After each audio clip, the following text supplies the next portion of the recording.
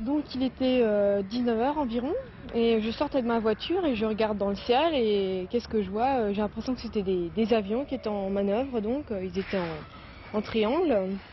Et ce qui m'étonnait pourtant, c'est que j'ai entendu aucun bruit, donc je me suis dit, ou alors ils volent à très haute altitude, mais alors je les verrai pas, donc ça me paraissait pas logique. Et après je me suis dit, bon bah c'est peut-être des étoiles filantes, mais comme il y en avait presque une dizaine, je me suis dit c'est quand même assez exceptionnel. J'ai fait un vœu et puis je me suis dit on verra bien.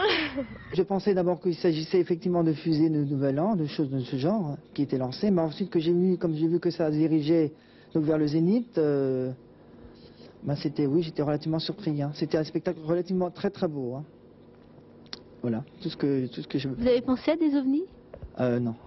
J'ai reçu à partir de 19h10 quelques coups de téléphone de personnes appelant de différents villages avoisinants, me demandant si j'avais connaissance d'un phénomène bizarre vertical.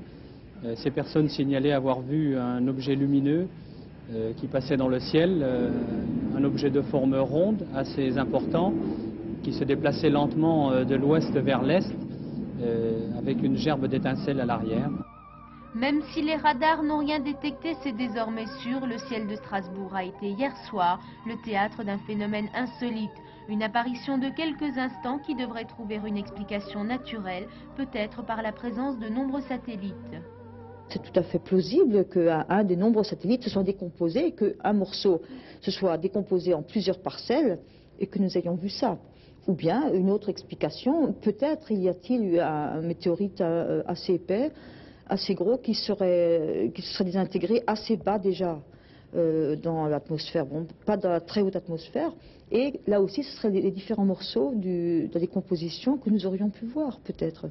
Dès aujourd'hui, l'Observatoire de Munich confirme l'hypothèse du météorite qui aurait explosé en entrant dans l'atmosphère. Quant au Centre national d'études spatiales, il n'a pas encore donné ses conclusions.